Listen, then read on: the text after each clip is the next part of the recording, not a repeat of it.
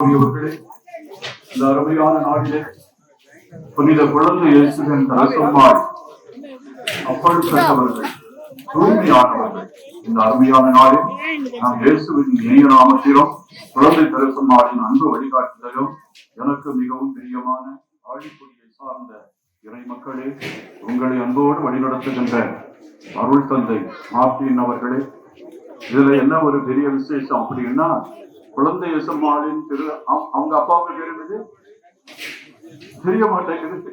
குழந்தை தெரசம்மாளுடைய அப்பாவுக்கு பேரு மார்ட்டின்.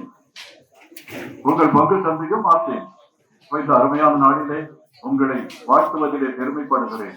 நம்முடைய மறை மாவட்டத்தின் முதன்மை தந்தையாக இருக்க முன்னாடிய பங்கு தந்தைன்னு நினைக்கிறேன் இல்லையா, தந்தை பேரருள் தந்தை ரவிபாலன் அவர்களே, மற்றும் இங்க வந்திருக்கின்ற ஜாக்சன் தந்தை அவர்களே, நம்முடைய செக்ரட்டரி தந்தை அவர்களே, மற்றும் ஊர் பெரியவர்களே, நல்லவர்களே, அன்புள்ளம் கொண்ட தாய்மார்களே, தந்தைமார்களே, அன்பு குழந்தைகளே, உங்கள் அனைவருக்கும் என்னுடைய வாழ்த்தையும் வணக்கத்தையும் தெரிவித்துக் கொள்வதிலே இங்கு இருக்கின்ற பங்கு தந்தையின் சார்பாகவும் இங்கு வந்திருக்கின்ற அனைத்து தந்தையர்கள் சார்பாகவும் அருள் சகோதரர்கள் சார்பாகவும் குழந்தை இயேசுவின் தெரசம்மாளுடைய திருவிழா வாழ்த்துக்களை கோரி மகிழ்கின்றேன். அருமையான ஒரு சூழல், அற்புதமான ஒரு இடம், இறைவனே இங்கே இறங்கி வந்திருக்கிறார் என்பது போன்ற ஒரு உணர்வு ஏற்படுகிறது. ஆண்டவர் ஒவ்வொரு மனிதனையும் உற்று பார்க்கிறார், தாயாக இருந்து பேரன்போடு நம்மை கண்காணிக்கின்றார் என்பதை இன்றைய முதல் வாசகம் நமக்கு எடுத்து கூறுகிறது. அதாவது ஆண்டவர் குழந்தை பெற வேண்டும் என்று இல்லை, அவர் குழந்தை பெறாமலே தாயாக இருக்க முடியும், தந்தை உள்ளம் கொண்டவராக இருக்க முடியும். குழந்தை பெறாமலே அன்னை உள்ளம் கொண்டவர்களாக இருக்க முடியும். அதுதான் இந்த உலகத்தில் இருக்கின்ற மிகப்பெரிய வித்தியாசம். அதை நீங்கள் கண்டுகளிக்க வேண்டும். இன்றைய முதல் வாசகத்திலே ஆண்டவர் கூறுவது இதுவே. 26வது அதிகாரம், இதுதான் கடைசி அதிகாரம். எஸ்ஐயா இறைவாக்கினர் எழுதுகின்ற கடைசி அதிகாரம் இதுதான். இந்த இறைவாக்கினர் என்ன சொல்லுகிறார் தெரியுமா? ஆறு போல நிறைவாழ்வு பாய்ந்தோட செய்வேன். இந்த வார்த்தையை யாரும் கண்டுபிடிக்க முடியாது. பெரிய பெரிய கவிஞனும் இலக்கியவாதியும் இவைகளை எடுத்து சொல்ல முடியாது. அவன் என்ன செய்வான்? நம்முடைய ஊர்ல குளம் இருக்கணும், லைட்டு இருக்கணும், ஆடை சரியா இருக்கணும், ஸ்கூல் சரியா இருக்கணும் அப்படின்னு சொல்லுவான் இல்லைங்களா? கடவுள் மனிதர் என்ன சொல்லுகிறார் தெரியுமா? நிறைவாழ்வு பாய்ந்தோட செய்வேன், பெருக்கெடுத்த நீரோடை போல வேற்றினத்தாரின் செல்வம் விரைந்து வர செய்வேன். நீங்கள், இதுதான் ரொம்ப முக்கியமானது, நீங்கள் பால் பருகுவீர்கள், மார்பில் அனைத்து சுமக்கப்படுவீர்கள். யாருடைய மார்பில்? அன்னையினுடைய மார்பிலா? அன்னை போல் இருக்கின்ற தந்தையாகிய கடவுளின் மார்பில் நீங்கள் சுமக்கப்படுவீர்கள், மடியில் வைத்து தாளாட்டப்படுவீர்கள். நான் சின்ன குழந்தையா இருக்கும் போது எங்க அப்பா அப்படியே படுத்திருப்பாரு, அவருக்கு நெஞ்சில நான் உட்கார்ந்து டான்ஸ் போடுவேன். நீங்கள்லாம் போட்டிருக்கீங்களா? அப்பாவுக்கு மேல உட்கார்ந்து டான்ஸ் போட்டு அப்பாவுகிட்ட உங்களுடைய மகிழ்ச்சி எல்லாம் பகிர்ந்து இருக்கிறீங்களா? அந்த நினைவுகளை நீங்கள் நினைத்து பாருங்கள். அம்மாவினை அப்படியே அரவணைத்துக் கொண்டு அந்த நெஞ்சில முகம் புதைத்திருக்கிறீர்களா? அன்புக்குரியவர்களே, இங்க பாருங்க, நீங்கள் பார்ப்பருகுவீர்கள், மார்பில் அனைத்து சுமக்கப்படுவீர்கள். இது தாய் செய்யக்கூடிய வேலை. அழுகிற குழந்தையை அப்படியே அரவணைத்து நெஞ்சோடு அழைத்து அந்த குழந்தையை பாதுகாப்போடு அழைத்து சொல்லுகின்றார். ஓ என்று அழுகிற குரல் எல்லாம் அதில் அப்படியே அமுங்கிவிடும். அதுதான் ஆண்டவர். அதுக்கு பிறகு நீங்கள் மடியில் வைத்து தாளாட்டப்படுவீர்கள், மடியில் வைத்து தாளாட்டப்படுவீர்கள். என்னைக்காவது உங்க குழந்தைகளை கொஞ்சம் இருக்கிறீர்களா? குழந்தைகளுக்கு அது தெரியாது. அது அம்மாவனுடைய முகத்தை பார்த்து அப்படியே தூங்கி போயிடும். அந்த முகத்திலே பரவசம் அடையும். அந்த அன்பான முகம், அந்த குழந்தையினுடைய தாலாட்டு கரத்தில் வைத்து தாலாட்டுகின்றீர்களே, நாம் எல்லோரும் அப்படி இறைவனுடைய கரத்தில் உட்கார்ந்து கவலை ஏதுமின்றி நாளைக்கு என்ன சாப்பாடு கிடைக்கும், அடுத்த நேரத்துல பசித்தா என்ன உணவு கிடைக்கும் அப்படின்னு நினைக்காம, குழந்தை எப்படி தாயினுடைய அன்பில் அப்படியே தன்னை மறந்து பரவசப்படுகிறதோ, அதே போல நாம் எல்லோரும் பரவசப்பட வேண்டும் என்று இந்த வாசகம் நம்மை அழைக்கிறது. மடியில் வைத்து தாளாட்டப்படுவீர்கள். தாய் தன் பிள்ளையை தேற்றுவது போல நான் உங்களை தேற்றுவேன். எருசலேமில் நீங்கள் தேற்றப்படுவீர்கள். அன்னைக்கு இஸ்ராயேல் மக்களுக்கு ஆறுதலின்றி, அமைதியின்றி, அடிமையாக தகழ்ந்த அந்த மக்களுக்கு ஆறுதல் கூறி, ஆசி கூறி, அவர்களுக்கு நிறைவாழ்வையும் பெருவாழ்வையும் அளித்த இந்த வாசகத்தை கேட்கும் பொழுது நமக்கு நம்பிக்கை தோன்றுகிறது. நம் நம்பிக்கையின் பிள்ளைகள், ஆண்டவருடைய பிள்ளைகள், ஆண்டவரால் தேற்றிக் கொள்ளப்பட்ட பிள்ளைகள். இந்த பிள்ளைகளைத்தான் இன்றைக்கு ஆண்டவர் விரும்புகிறார். இப்படிப்பட்ட ஒரு பிள்ளையைத்தான் ஆண்டவர் 100 ஆண்டுகளுக்கு முன்னால தேர்ந்தெடுத்து இன்றைக்கு நம்முடைய பாதுகாவலியாக தேடுகின்ற குழந்தை இயேசுவின் தெரசம்மாளை நமக்கு அளித்திருக்கின்றார். அதற்கு முன்னால் ஒரு சிறு நிகழ்ச்சியை உங்களுக்கு சொல்ல வேண்டும். வேலூர் மறை மாவட்டத்தில் 37 ஆண்டுகளாக குருவாக பணியாற்றினேன். அப்பொழுது பக்கத்துல அன்னை தெரசாள் கான்வென்ட் ஒன்று இருக்கும். அவங்க 7 குழந்தைகளை, கண்ணு தெரியாது, முகம் கோரையா இருக்கும், சாப்பிட முடியாது, கால்கள்லாம் விளங்காது, அம்மா அப்பா இந்த குழந்தைகளை எல்லாம் நான் எப்படி வச்சு காப்பாற்ற போறேன் அப்படின்னு அன்னை தெரசா கிட்ட விட்டுட்டு போயிடுவாங்க. அப்போ ஒரு 20 குழந்தைகள், 20 குழந்தைகளை பாதுகாக்கிறதுக்கு 22 பேர் இருப்பாங்க. ஏன்னா ஒவ்வொரு நேரமும் ஒவ்வொரு வியாதி வரும், ஒவ்வொரு விதமாக அந்த குழந்தை ஓன்னு அலறி கஷ்டப்படும். இது ஒரு குழந்தையெல்லாம் சோறு வேற களி ஏதாவது கொடுக்க முடியாது, சொட்டு சொட்டாகத்தான் அந்த ஜூஸ் கொடுக்கணும். அத விழுங்குறதுக்கு முன்னால் அந்த குழந்தை படுற பாடு, ஐயோ கடவுளுக்கு தெரியும். அத சாப்பிட முடியாது, சொட்டு சொட்டாக கொடுக்கிற அந்த. அப்போ அங்க நான் பூசை வைக்க போவேன். பாத்துக்கோங்க, காலையில 6:30 மணிக்கு பூசை வைத்துக் கொண்டிருக்கும் பொழுது நன்மை கொடுத்து விட்டு மறுபடியும் ஜெபம் செய்யலாமா என்று நினைத்தேன். அந்த நிறுவனத்தின் தாயாரை காணவில்லை. பூசை முடிந்ததும் ஓடி வந்து, என்ன தாய் பூசைக்கு முன்னாலே ஓடி விட்டாங்களே அப்படின்னு சொல்லி கொஞ்சம் ஆதங்கப்பட்டு கேட்கின்ற பொழுதுதான் அந்த சகோதரிகள் சொல்லுகிறார்கள், தந்தையே நீங்கள் ஜெபித்துக் கொண்டிருக்கும் பொழுது, பூசை வச்சு கொண்டிருக்கும் பொழுது ஒரு அம்மா காதோடு வந்து எங்க தாய் சகோதரி கிட்ட ஏதோ பேசுனாங்க. தாய் சகோதரி நன்மை வாங்கிக்கிட்டு உடனே வெளியே போயிட்டாங்க. அந்த அம்மா எங்க அப்படின்னு பார்த்தா அவங்க கையில ஒரு குழந்தையோட இருக்கிறாங்க. என்ன நடந்தது அப்படின்னு கேட்டா, ஒரு குழந்தை உங்கள் வீட்டின் முன்னால் அழுது கொண்டிருக்கிறது. உங்கள் டோர் இருக்கும் இல்லையா, கேட்டு பக்கத்துல ஏதோ ஒரு அம்மா அத கைவிட்டு விட்டு எங்கேயோ நின்னு, ஒருவேளை இந்த குழந்தைய அம்மா வந்து எடுக்கிறாங்களா அப்படின்னு பார்த்துக்கிட்டு இருக்கலாம், ஒளிந்து மறைத்து கொண்டு இருக்கலாம். அந்த தாயை நான் குறை கூறவில்லை. ஆனால் அந்த குழந்தையை அந்த தாய் வந்து விட்டு போய் விட்டார்.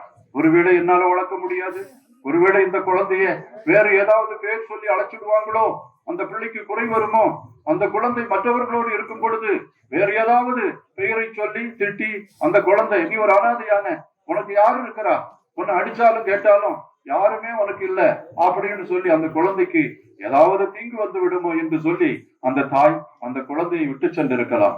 ஆனால் அந்த குழந்தை மார்போடு அணைக்கப்பட்டது.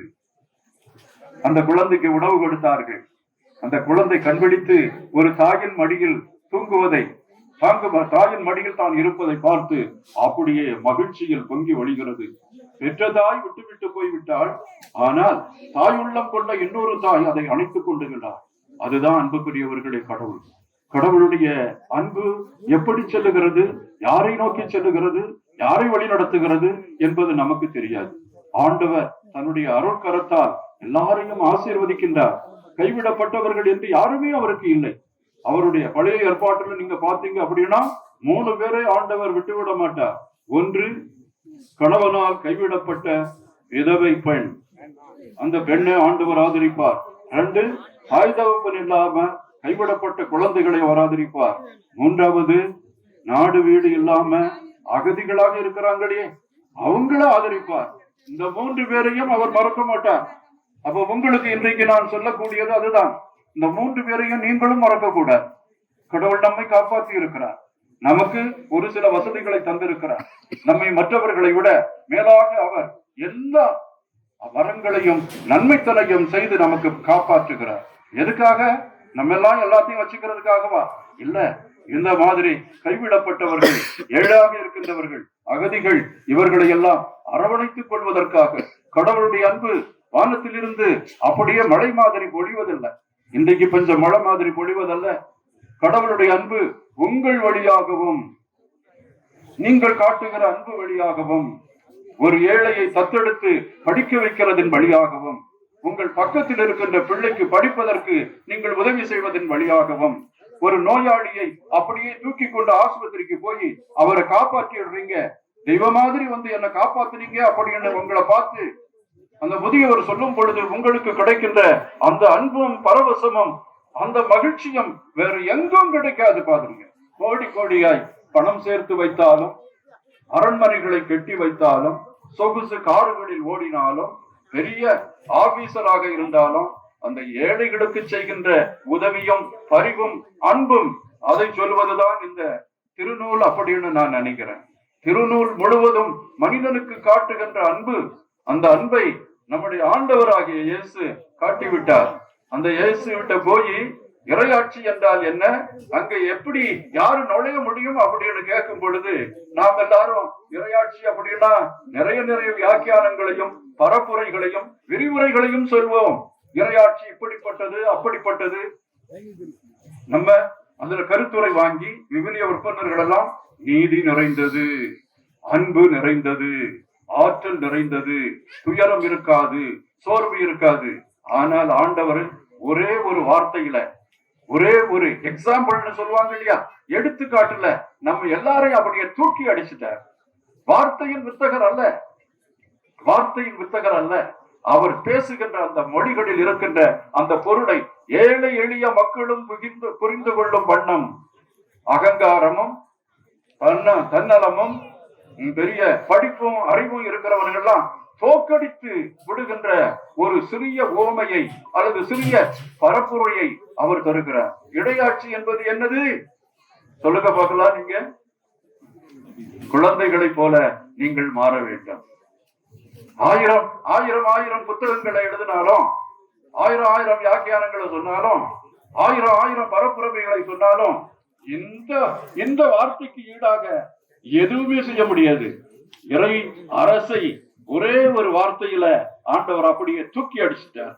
நீங்க இந்த குழந்தைகளை போல மாறாவிட்டால் விண்ணரசில் நுழைய முடியாது. குழந்தை எப்படிப்பட்டது? மாசற்றது, மறுவற்றது, கர்வம் இல்லாதது, எல்லாரையும் அரவணைத்துக் கொள்வது, ஒரு தடவை அடிச்சாலும் மறு தடவை தோல்ல போட்டு அப்படியே நண்பரை கூட்டிச் செல்வது, எந்த பாவமும் அறியாது, யாருக்கும் தீங்கு நினையாது, எல்லாரையும் அன்போடு அணைத்துக் கொள்ளும். அதைத்தான் இன்றைய பாடல்ல பாடணும். வான் படைகளின் ஆண்டவரே, அது 84வது சங்கீதம். நேற்றுக்கு 1 மணி நேரம் அது ஆன்லைன்ல நிறைய பேருக்கு அதை கற்றுக் கொடுத்தேன். வான் படைகளின் ஆண்டவரே, உமதில்லம் எத்துணை அருமையாய் உள்ளது. என் ஆன்மா ஆண்டவரின் ஆலய முற்றங்களை விரும்பி தேடி சோர்ந்து போகின்றது. என் உள்ளமும் உடலும் உயிருள்ள இறைவனை நினைந்து களிகூர்கின்றன. எப்படி ஒருவர் பாட முடியும்? இன்னைக்கு 3000 ஆண்டுகளுக்கு முன்னால் இந்த வார்த்தைகளை எழுதி நம்மை மலைக்க வைக்கின்ற ஒரு பக்தன் இருக்கிறான். இந்த பாடலை இயேசு கண்டிப்பாக பாடி இருக்க முடியும். அவர் திருப்பயணியாக நாசரேத்திலிருந்து எந்த ஊருக்கு போறாருன்னு சொல்ல முடியுமா? நாசரேத்திலிருந்து எந்த ஊருக்கு போனாரு? எருசலேம்ல தேவாலயத்தை சந்திக்க போனார். அங்கதான் 12 வயசுல காணாம போயிட்டார். உங்களுக்கு தெரியலையா? அப்போ இயேசு இந்த பாடலை பாடி அப்படியே அகமகிழ்ந்து இருப்பார். அதுக்கு இந்த வார்த்தைகளை எல்லாம் அங்க சொல்லல, அந்த பாடல்ல சொல்லல. 2வது அடியதான் சொல்றாங்க. அடைக்கலான் குருவிக்கு வீடும், தகைவிலான் குருவிக்கு தங்கி இருக்க கூடும் உம்முடைய பீடத்துல கிடைச்சது. ஆனா அடியவனாகிய நான் எவ்வளவு தூரத்தில் இருக்கிறேன், என்ன நீர் கண்டுகொள்ளவில்லையே ஆண்டவரே. நான் எப்படி ஏழ்மையாகி விட்டேன். உம்முடைய பிரசன்னத்தையும் உன்னுடைய தரிசனத்தையும் கண்டால் அதுவே போதுமே. எப்படி அவன் பாடுறான் பாத்தீங்களா? இன்னொன்று இது, 1000 நாட்கள் நான் என்னுடைய சகோதர சகோதரிகள் பக்கத்தில் இருக்கிறதை காட்டிலும் ஒரே ஒரு நாள் உன் சந்நிதியில் இருப்பது பேரானந்தம் அளிக்கிறது என்று அந்த 84வது திருப்பாடலை நீங்க வீட்டுக்கு போய் அதை வாசித்து பாருங்க. சின்ன பாடல் தான். அந்த பாடல் நம்மிடையே எழுப்புகின்ற அந்த உயிர் ஒளி, அந்த உள்ளத்தின் ஏக்கம், ஆண்டவரை நாடுகின்ற அந்த தாகம் எல்லாம் அதிலே சொல்லப்படும். அதனால் அன்புக்குரியவர்களே, குழந்தைகளை போல நாம் மாற வேண்டும் என்றால் என்ன செய்ய வேண்டும்? ஆணவத்தை விட வேண்டும், பெரியவன் என்பதை விட வேண்டும், ஆட்சியாக இருக்க வேண்டும்.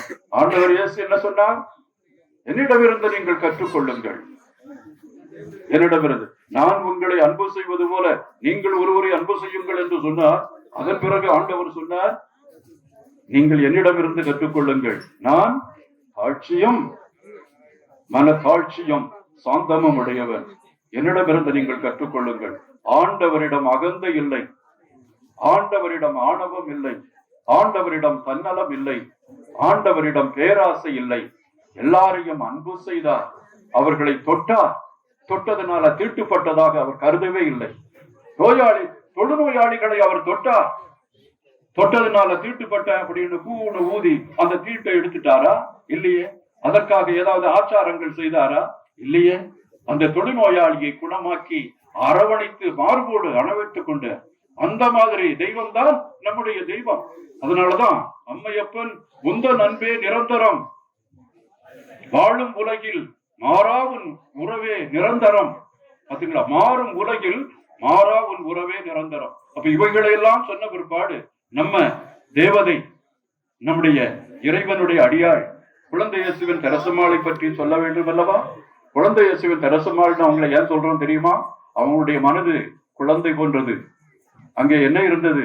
எளிமை இருந்தது, தியாகம் இருந்தது, எல்லையில்லா கடவுளின் மீது பற்று கொண்ட ஒரு இதயம் துடித்துக் கொண்டிருந்தது. உங்களுடைய அந்த குழந்தை இயேசுவின் தெரசம்மாளை பாருங்க. எளிமை, தியாகம், இறைவனின் மீது பற்று கொண்ட அந்த பண்புகளுக்கு ஒரு எடுத்துக்காட்டு. ஒரு அரசி என்றால் அது மிகையாகாது. சின்ன சின்ன செயல்களிலெல்லாம் அவர் நிறைவை கண்டார், ஆண்டவரின் அன்பை கண்டார். எல்லா எளிய சாதாரண மக்களுக்கு எடுத்துக்காட்டாக இருந்தார். ஒரு ஆன்மாவின் வரலாறு என்ற அந்த படைப்பில் அவர் எழுதுகிறார், பேரையும் புகழையும் நான் நாடவில்லை, தூய உள்ளம் அதற்காக இறைவனிடம் வேண்டினேன். தீங்கு யாருக்கும் எதிராக நான் தீங்கு நினைக்க கூடாது, கபட உள்ளத்தோடு வஞ்சகத்தோடு நான் நடக்கக்கூடாது, பழி வாங்க கூடாது. அந்த தூய உள்ளத்தை நான் பெற்றிருக்க வேண்டும் என்று ஆண்டவரிடம் வேண்டினேன் என்று அங்கே சொல்லுகிறார். இன்னைக்கு குழந்தை இயேசு ஆண்டவர் சொல்றாரியா, இறை அரசு எப்படிப்பட்டது? அது குழந்தைகளுடைய இதயத்தை போன்றது. அது தாழ்மையானது, எளிமையானது, குற்றம் செய்யாதது, மாசற்றது, மறுவற்றது. ஏய்த்தல், ஏமாற்றுதல், பழிவாங்குதல் அதெல்லாம் கிடையாது. இந்த உள்ளத்தை வைத்திருந்ததால் தான் குழந்தை இயேசுவின் தெரசம்மாள் என்ற பெயரை அந்த அம்மா பெற்றாங்க. அப்படின்றத மறக்க கூடாது. முறையிடுவதில்லை. எந்த துன்பம் வந்தாலும், எந்த நோய் வந்தாலும் முறையிடுவதில்லை. கான்வென்ட்ல சேர்ந்து 9 வருஷம் தான் இருந்தாங்க. 24வது வருஷத்துல செத்து போயிட்டாங்க. திருச்சபை அவர்களை ஒரு புனிதையாக கொண்டாடி இன்றைக்கு அவருக்கு புகழும் மகிமையும் சாற்றுகிறது என்றால் 9 வயசுலயே உலகத்தையே கலக்கிட்டாங்க. அதுதான் மிக முக்கியமானது. 9 வயதிலே முறையிடுவதில்லை. அவருக்கு தீராத நோய் இருந்தது. உங்களுக்கு தெரியும் என்ன நோய்? சொல்லுங்க பார்க்கலாம். சயரோகம். இருமிக்கிட்டே இருப்பாங்க. அதுக்கு எத்தனை ஊசி போட்டோம், அந்த காலத்துல எத்தனை மருந்து கொடுத்தோம். அவருக்கு எப்பொழுதும் இருமிக்கிட்டே இருக்கணும். மேல் மூச்சு கீழ் மூச்சு வாங்கும்.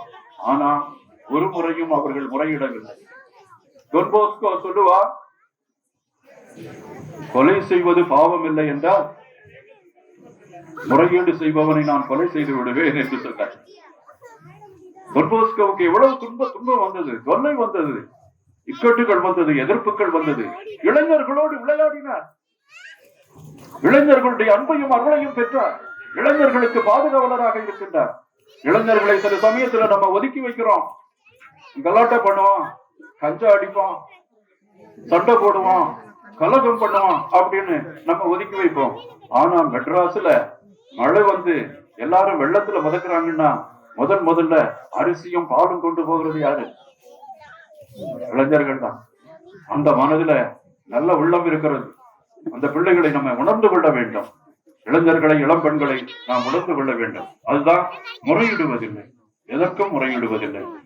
கடவுள் எனக்கு தந்தார், அவரே எடுத்துக்கொண்டார். யோபு சொல்வார் இல்லையா, அவருடைய பிள்ளைகள் எல்லாம் செத்து போயிடுச்சு, அவருடைய செல்வத்தை எல்லாம் கரைத்து கொண்டு போய்விட்டார்கள். ஆடு மாடு 6000 மாடு இருந்தது. போர் வீரர்கள் வந்து அவருடைய மாட்டையெல்லாம் அடிச்சுட்டு போயிட்டாங்க.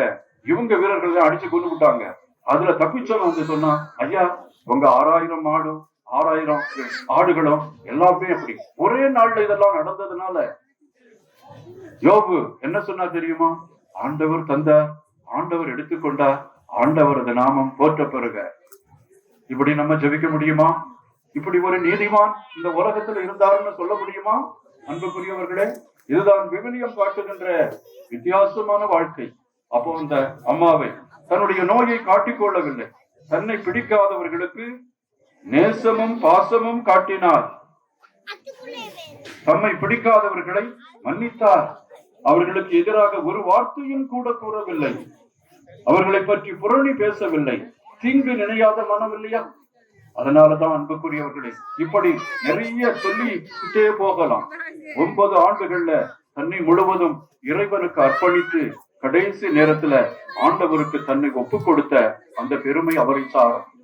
அவர்தான் எல்லா மக்களுக்கும் நமக்கு ஞானத்தகப்பன்னு சொல்லக்கூடியவர் யாரு? பிரான்சிஸ் சவேரியார். இந்த சவேரியாரை போல இவரும் வேத போதக நாடுகளுக்கெல்லாம் பாதுகாவலியாக இருக்கிறார். காரணம் என்னவென்றால், தன்னுடைய துன்பத்தையும் தன்னுடைய பலவீனத்தையும் தன்னுடைய நோயையும் அதனால் வருகின்ற வேதனைகளையும் ஆண்டவருக்கு ஒப்பு கொடுத்து, நான் இறைவனை பறைசாற்றுகின்ற வேத போதகர்களுக்காக ஜெபிக்கின்றேன், அவர்களை ஆண்டவர் ஆசீர்வதிக்க வேண்டும் என்று வேண்டுகிறேன். என்ன புனிதமான மனது, என்ன நல்ல மனது! நம்முடைய சாமிமார்களுக்காக வேண்டணும் அப்படின்னு சொன்னாலே ஒரு சிலர் வேண்டுவதில்லை. அவங்க எதிராக சௌரட்டிகள் ஒட்டுவது, வாட்ஸ்அப் எல்லாம் அனுப்புறது, இதெல்லாம் வேண்டாம் அன்புக்குரியவர்கள். நம்முடைய குருக்கள் எல்லாவற்றையும் துறந்து வந்தவர்கள். குறைகள் எல்லாம் இருக்கும், அவர்களுக்காக ஜெபிக்கணும். அவர்களுக்காக ஜெபித்தவர்கள் தான் இந்த குழந்தை இயேசுவின் தெரசம்மாள். இந்த அம்மாவை போல நாம் வாழ முடியுமா? இந்த அம்மாவில் விளங்கிய புண்ணியங்களுள் ஒன்றியாவது நாம் கை கொண்டோம் என்றால் ஆண்டவரின் அன்பை நாம் சுவைக்க முடியும். இந்த உலகத்துல வாழும் பொழுதும் தந்தையினுடைய மார்பில் அவர்கள் சுமந்து செல்லப்பட்டார்கள், கரங்களில் அவர்கள் தாளாட்டப்பட்டார்கள். ஆண்டவருடைய அந்த அன்பிலே அவர்கள் அயர்ந்து தூங்கினார்கள். விண்ணகத்திற்கு சென்ற பொழுது அவர்கள் சும்மா இருக்கிறாங்களா? நான் விண்ணகத்திற்கு சென்றபின் என் மக்கள் மீது அருள்மாறி பொழிவேன், ரோஜா மலர்களை தூவுவேன். நீங்கெல்லாம் பேறு பெற்றவர்கள். யாரை வைத்திருப்பதற்கு? குழந்தை இயேசுவின் தெரசம்மாளை பாதுகாவலியாக வைத்திருப்பதற்கு நீங்கள் பேறு பெற்றவர்கள். அவர்கள் உங்கள் மீது ரோஜா மலரையும் அதன் மனத்தையும் அதனிடம் இருக்கின்ற தேனையும் சுரந்து கொண்டிருக்கிறார்கள். எல்லாருக்கும் எல்லாமுமாக நல்லவர்களாக நீங்கள் வாழ வேண்டும் என்று இறைவனை ஜெபிக்கின்றேன். உங்களுக்காக அன்னை தெரசம்மா குழந்தை இயேசுவின் தெரசம்மாளும் ஜெபிக்கிறார்கள். இறைவன் என்றென்றும் வாழ்த்து பெறுவாராக.